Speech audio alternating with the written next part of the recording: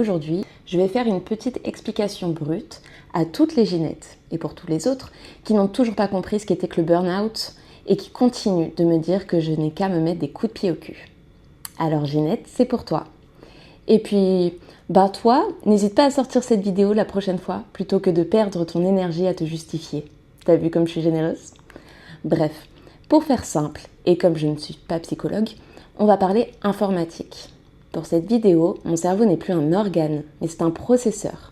Et spoiler alerte, le système a complètement craché.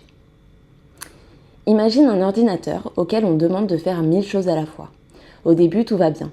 Tu ouvres un dossier, puis 2, puis 3, puis tu apportes des modifications à 12, 13, parfois 20 fichiers en même temps. Au passage, la machine doit générer les appels, les rendez-vous, les recherches internet, les mails à envoyer, les ressources à partager, le tout en tâche de fond. Et sans oublier l'application être parfaite et faire plaisir à tout le monde. Alors quand Ginette te dit « bois un verre d'eau et tu repars », ma chérie, un verre d'eau n'a jamais sauvé personne d'un crash. Donc ta mémoire vive est saturée, le processeur traite trop de fonctions en même temps. La machine devient brûlante. Ça, c'est le système d'alarme. Le ventilateur hurle à travers des insomnies, de l'isolement, de l'anxiété. Le burn-out, c'est toutes ces fois où, au lieu de laisser traiter les tâches une par une, d'éteindre des applications ou parfois d'éteindre simplement la machine, l'utilisateur, c'est-à-dire toi, le travail et les Ginettes, continue d'appuyer sur les touches et de forcer. C'est toutes ces fois où tout le monde a ignoré les systèmes d'alarme, toutes les fenêtres d'erreur qui se sont entassées les unes par-dessus les autres.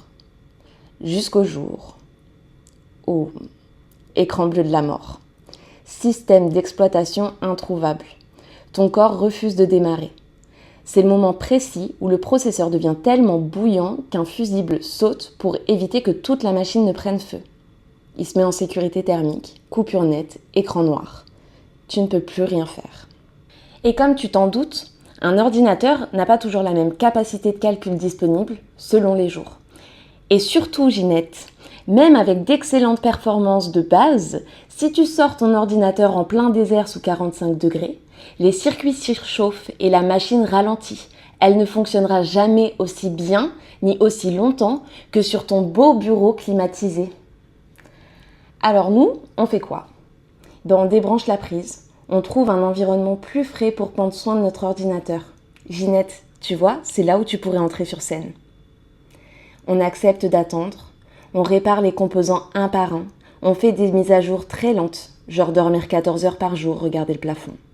On appelle aussi des techniciens pour que notre machine puisse retrouver le plus de fonctions possible. Oui, ça prend du temps, mais c'est uniquement à l'arrêt complet que la machine peut se réparer. Alors prenez soin de vos processeurs et de ceux de vos proches. Et puis on embrasse nos Ginettes.